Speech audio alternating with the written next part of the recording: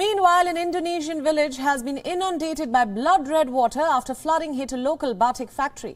Crimson dye was released onto the streets of Jenggot, which is a village in the batik manufacturing city of Pekalongan. There has been a social media frenzy owing to the blood-like red dye-coloured streets.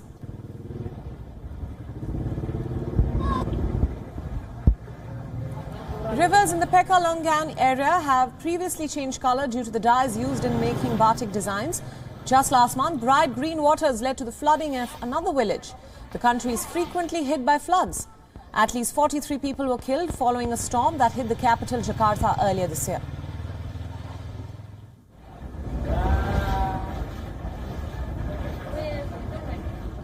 Now shift focus to India. More than 170 labourers are missing after a massive flash flood wreaked havoc in India's Uttarakhand state. The floods were caused by a glacier that burst, which damaged a hydropower project. The situation remains grim as heavy excavators are being brought to remove the debris and slush to open the tunnel. 4 teams of the paramilitary forces and ITBP teams continue to be on the spot. The local authorities have recovered at least 8 bodies from the project site, while 16 people who had been trapped have been rescued from the area. However, the increased water level of the river is hampering further rescue efforts as of now. And according to the local disaster response team, more than 150 labourers were working at the power project. The river's water level rose instantly following an avalanche near a power project. The massive burst of water tore through the Dholinganga river valley, destroying everything in its path. The glacial burst triggered an avalanche and a deluge in the Alaknanda river system that washed away the hydroelectric stations.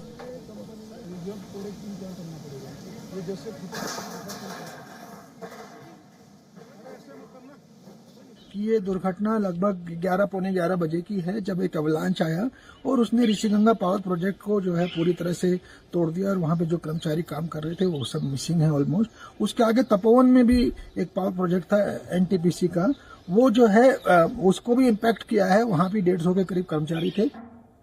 The Chief Minister of Uttarakhand State has announced 4 lakhs of financial assistance to each kin of the deceased.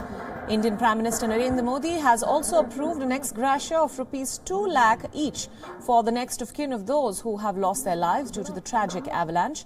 An additional 50,000 rupees would be given to those seriously injured. The Prime Minister also assured that he is constantly monitoring the situation. The local authorities have advised people living on the banks of the river to move to a safe place. A red alert has also been issued in the area. Here is an eyewitness account who saw the catastrophe unfold right before his eyes.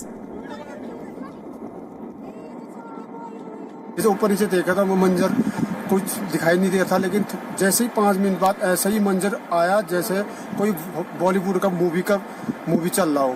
लेकिन देखते देखते हमने तो live Rishiganga power corporation limited में जो देखा वैसा हमने आज तक कभी नहीं देखा था। लेकिन वहाँ पे जो 50, 60, 100 लोग ऐसे भागे लेकिन नहीं बच पाए, वो सीधा नदी में समा गए और आपदा में समा गए।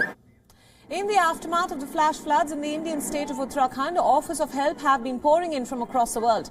The US State Department said that it hopes for a speedy and full recovery of all those injured.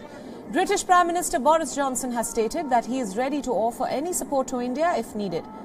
The Prime Minister of Australia, Scott Morrison, tweeted in support of India and said that it stands with one of its closest friends in this time of difficulty.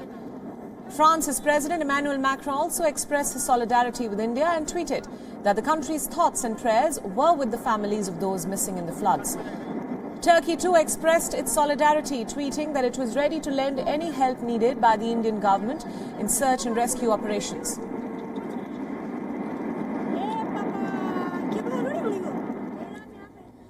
WION World is now available in your country. Download the app now and get all the news updates on the move.